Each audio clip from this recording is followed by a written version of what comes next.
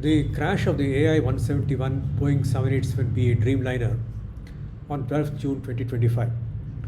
This has been one of the most discussed topics on YouTube by a lot of experts. Um, I'm not an expert myself. I'm not a pilot in any case. I do have a strong background in quite a different field, which is mechanical and structural design. But my work involves a bit of signal processing here and there, so I thought I'd put them to use here to see what I would get. And what I'm exactly going to presenting here in this video is the use of what is called as an audio spectrogram. And this audio spectrogram is derived from the only video that is there right now showing the AI-171 really crashing into the building.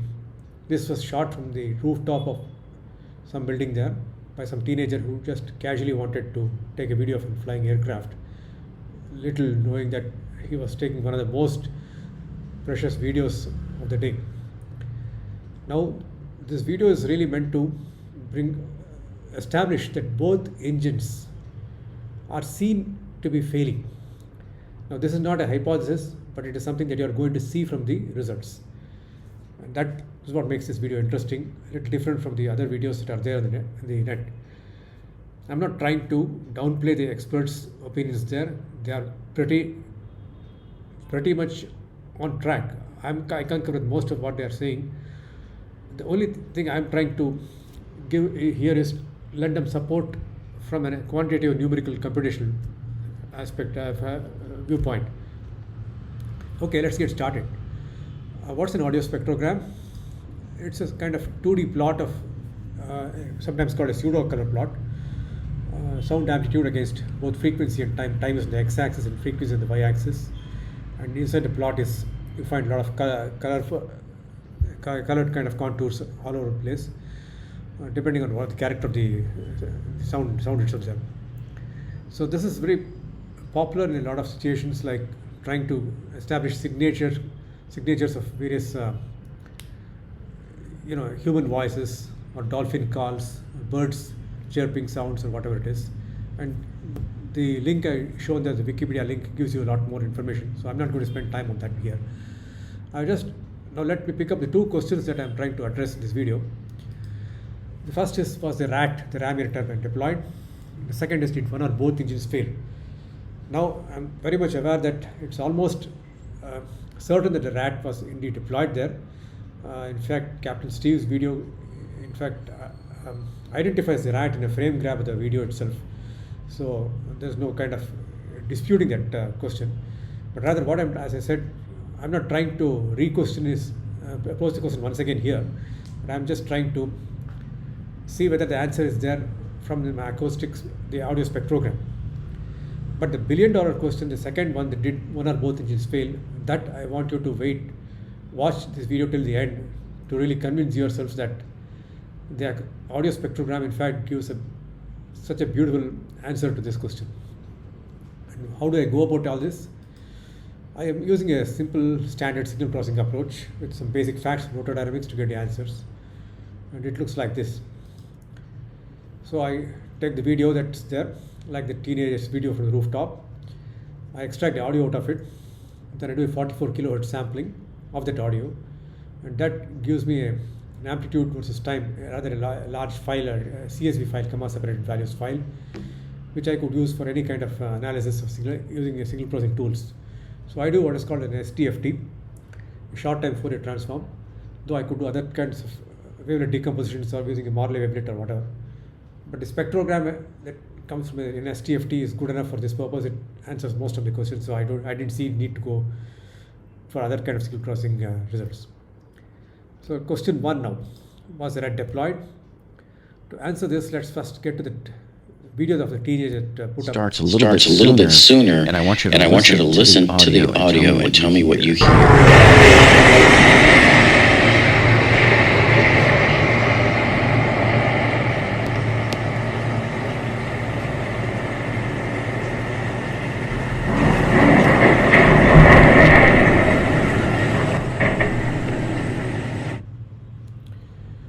So this must have been one of the worst crashes ever to be recorded in the aviation history, I guess.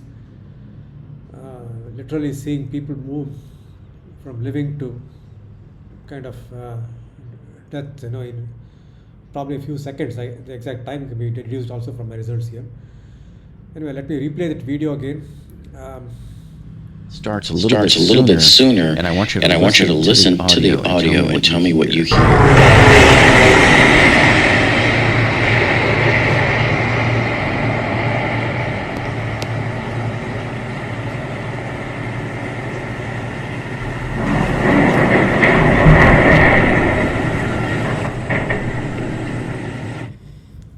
Alright, this video actually I've taken from Jeffos, who is another expert there, posting his opinions there.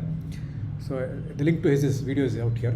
So thanks to you, Jeffos, for this video. If you're watching this, I'll refer to this particular video as with rooftop. So I'm using another video later to distinguish from that video. I call this as with rooftop. So now let's look at the amplitude versus time graph of this sound component in this video. That looks like this. Now, to make it a bit easier to identify what is happening at various time, I just kind of visually mark the various clearly distinct regions. The narrator's voice is out here. If you recall, the narrator was saying, I want you to watch this video till the end and tell me what you hear. So that happens in roughly the first 5 seconds. Then beyond that, from 5 to 17 seconds is what I have marked as a rat turbine. I know it's a little premature to declare that this is a rat turbine here itself because I have not established it yet, but you will see in a few more slides that you'll be convinced that this is indeed a rat turbine and nothing else.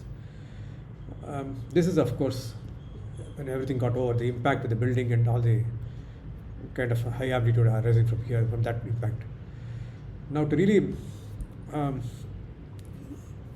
try to correlate the spectrogram of this amplitude time graph with the actual known spectrogram of the rat turbine, I tried to first look up whether there was any information from the Boeing 787 Dreamliner thing, but couldn't get anything. So I left it to Google Gemini research to get me something.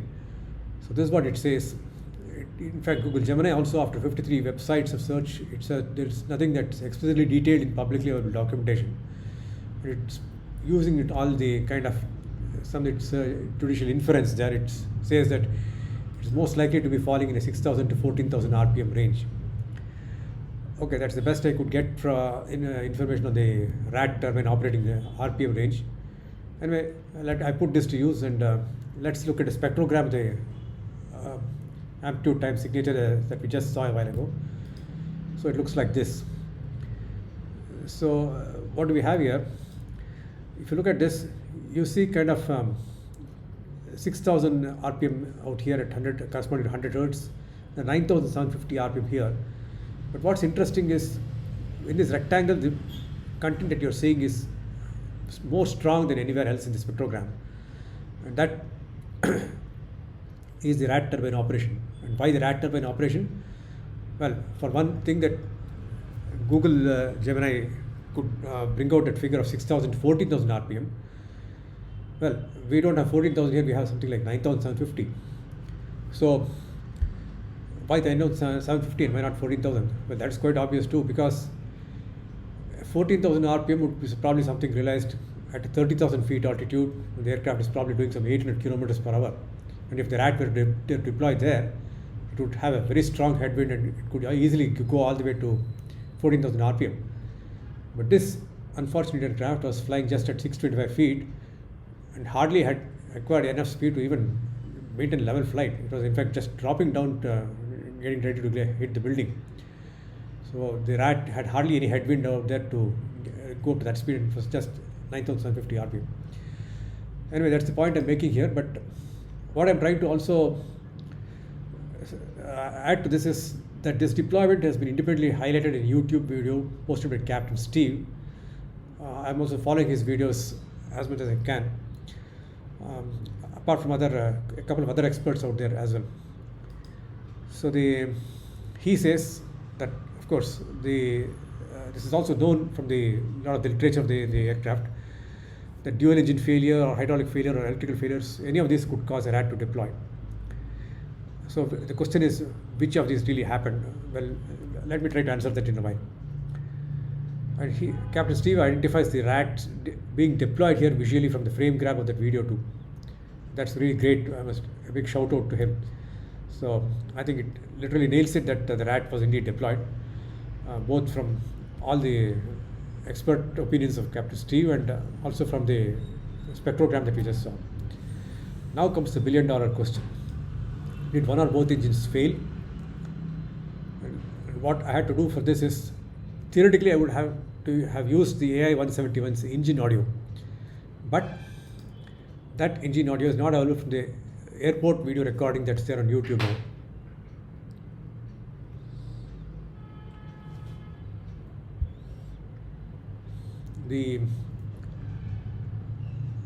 There's a recording of the AI 170 taking off from the airport, the runway, and that unfortunately is very silent. I don't see any audio in that. But I felt it's not really an issue because there are a lot of sample recordings of the Dreamliner engine on the YouTube, so I just used one sample here.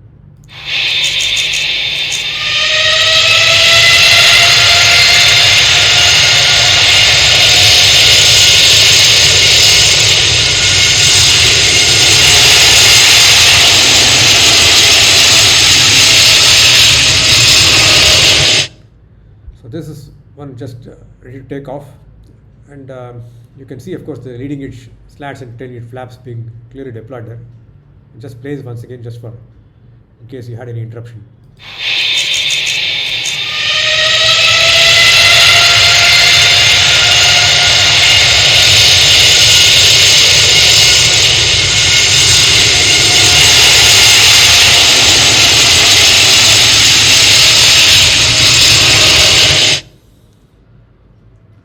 Okay, so I call this video as with engines. The other video, if you recall, was called with rooftop.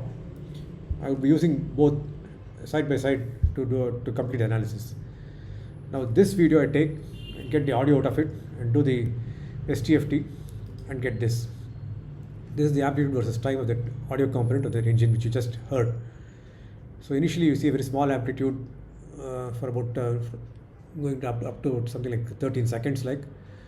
This is probably because the aircraft is just turning, it doesn't have to have high power there.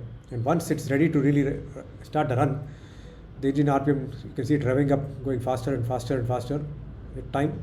And as the aircraft is getting faster, accelerating, its RPM is growing up too. So ultimately at 30 seconds, it's probably almost nearly ready to take off. Anyway, the point here is, I'm trying to capture the signature of this. So that I get from the spectrogram of wind engines, the audio spectrogram. So let's see what we have here. To just notice what I'm going to highlight. So there are a lot of orders of the engine speed, from what I call as 1x, 2x, 3x and so on, going up to 6x. Now orders of an engine speed are something that you would expect in a stage of any rotating machine. That could be a fan, a turbine, a compressor stage, or anything of that kind. And they have to do with the kind of contributions of different groups of blades or individual blades to the passing frequency.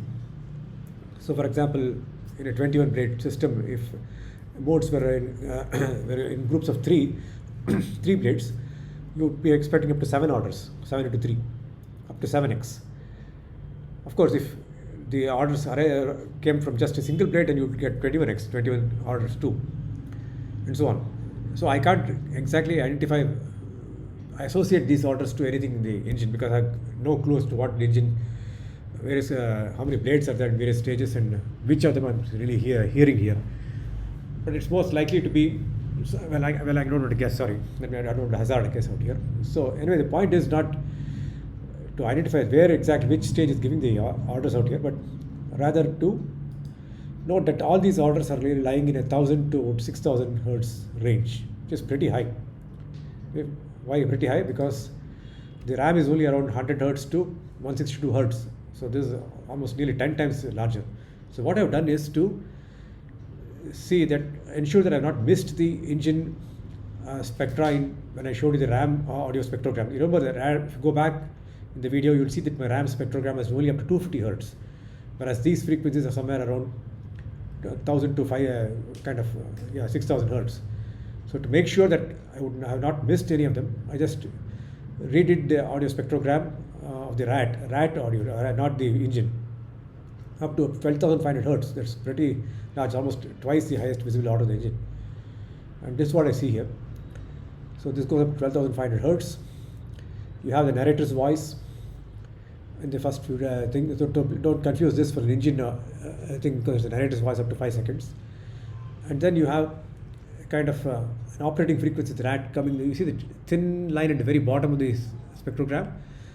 So that's the RAT's operating frequency, which is actually a band, but probably on a scale of up to 12,500 hertz, it would look like a line because it shrinks to that scale. And this, of course, from 17 seconds onwards, there was a collision, so you do see a lot of high amplitude again there. But I was nearly about to freeze this video here, assuming that everything I wanted to know was already in front of me. But then just chance to look at this region here, which you see around 5 seconds to about 7 seconds. I smelled something here, something's going on there, and I decided to take a closer look. And this is what I see. Do you notice it? You see the orders of the engine here, the 1x, the 2x, the 3x, 4x, 5x, and 6x, roughly. Well, I might be a little in error here, trying to point to the 6 or the 5, because it's not that clear, which in that little bit is a little bit of signal to noise ratio issue here. But anyway, it's clear that there are a lot of orders here sitting with distinct curves. But the thing is, these orders, unlike the other engine that you saw on the demo video of the Thompson aircraft, which was, these orders used to be climbing up and revving up to a very high level. In this case, what's happening is they are falling down, which means the engine is dying. Both engines are failing. So literally, like something like around somewhere here, around probably midway between 5 and 10, somewhere around 7.5 hertz, 7.5 seconds, sorry, you are seeing nothing, no orders. And what about the RAT? And that line is very much obviously there because the RAT automatically got deployed. And in fact, you can see that strong signal just after 5 seconds here. That's where probably the RAT got deployed, a big bang, and it gets deployed because the onboard system to deploy the RAT automatically senses it triggers the deployment because the engines appear to be failing. But the worst part is the pilots, had probably just about a second. Why 1 second? Because just around this time, between 5.2 seconds to say something like 6.2 seconds, literally all engine power was zero, faded to zero. So I don't think anywhere in the world any pilot could really correct an aircraft within a window of 1 second. That's just impossible for any human to do, no matter how well he's been trained. A 1 second window is beyond human capability to correct. And that's what really pains me to see, that the extent to which the pilots must have been really in distress and challenged to really do whatever they just couldn't figure out what on earth to do, because the human reaction time, I'm sure, is at least maybe close to a second, maybe in the pilot's case maybe half that time, but still it's falling short of what the pilots anyway, they could have done nothing anyway if the engines were destined to fail. So that's it. This is the picture of things from the audio spectrogram of that video which the teenager took. So let me not fail to thank that teenager for his casually taken video, because he probably didn't even realize at that point of time that his video was going to be the hottest video on the aircraft industry since the crash, and certainly not that it would be used to derive spectrograms for audio and also the engine signatures out there and whatnot. So it shows the importance of really keeping a lot of surveillance systems or the monitoring systems all around airports in order to really ensure that enough evidence is captured and things are established. Well, nobody would want to really keep them busy with such things. Certainly we don't desire any accidents, but in the event of one, we should at least not be in the totally dark. We need to at least have something to go on. Like The black box and CVR are there, but we don't know whether how long they would take to figure out everything from there, and whether they would make it public, which they have rarely done so, because I know most aircraft companies don't want to expose their shortcomings or deficits or bad design or negligence here and there and things like that. Anyway, that's far beyond what I can figure out. Now, the dual engine failure would also straight away explain a couple of very key things. And what are they? Well, the captain certainly called out Mayday, obviously, because now the situation he was in. But at a 625 feet altitude, just little over a 3-story building, or some 6-story building there, a dual engine failure would not give him any option for recovery. So that was really tragic. Well, he wouldn't have called out Mayday in case of a flaps issue or something like this. I've seen a lot of videos where the flaps were thought to be the suspect earlier.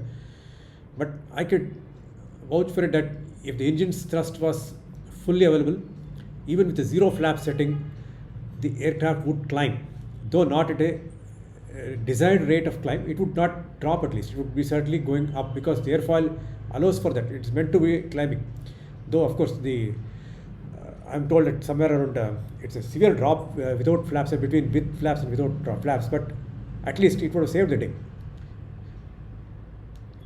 And also, a total dual engine failure is obviously not going to allow the landing gear to retract. There's no power from anywhere to retract the landing gear. So how would that be possible? So all these really go well with each other. The landing gear not being able to retract, and of course the pilots calling out Mayday, and that we have seen the dual engine failure. So I just wanted to close this with my take on why both engines failed. And well, this is again just, as I said, my gut feeling, and it's not, I'm not such a universal expert on the aircraft to understand all its systems from end to end to really come out with an answer on this question. But I just thought I would use my own experience over many years looking at various things from a statistical point of view. So if I look at this triangle, for example, you see the more intense red is at the right end, whereas the lighter one is at this end. And what this triangle represents is a kind of causes for the failure to happen. So you have engineering causes, you have acts of nature, and you have this sabotage or criminal negligence. Now, engineering causes potentially are thousands. They could go from anything. There could be a kind of failure of a sensor, a transducer, a kind of some nuts and bolts being loose here and there. All these thousands of possibilities are there. But given the fact that the AI-171 is got a lot of monitoring on board, it's very unlikely that an engineering failure will lead to this crash. That early on takeoff. There's a lot of testing and certification that goes into aircraft, obviously, before it's allowed to fly. The other possibility is an act of nature which has caused some damage to engines. For example, in volcanic ash, there was an eruption many years back in Indonesia when all the aircraft in the world were told to avoid flying around that volcano for quite a few months. In fact, because the ash was not expected to disappear from the clouds for a long time. But the more common thing is icing on sensors, which has also caused many crashes. I still recall the one that was flying in South America across the Atlantic, and they suspected that the icing really blocked the pitot tube there and gave a false indication of speed over to the pilots. And they thought they were going too fast and started to slow down, and they then suddenly discovered they were in a stall, and it fell into the ocean. And of course, turbulence and gusts are nearly they're all the time in almost all landings and takeoffs. So, but none of these were seen in the AI-171's case. So what does that leave us with? It leaves us with sabotage or criminal negligence. Now, well,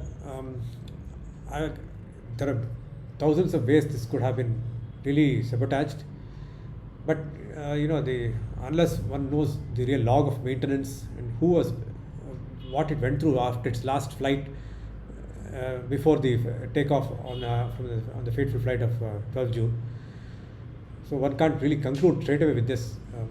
But statistically, this is what my feeling is the picture of things, causes for failure in a very well-engineered aircraft that has been maintained thoroughly very well. And in this aircraft, in fact, did an Ahmedabad to London flight every day in the last 6 days preceding this crash.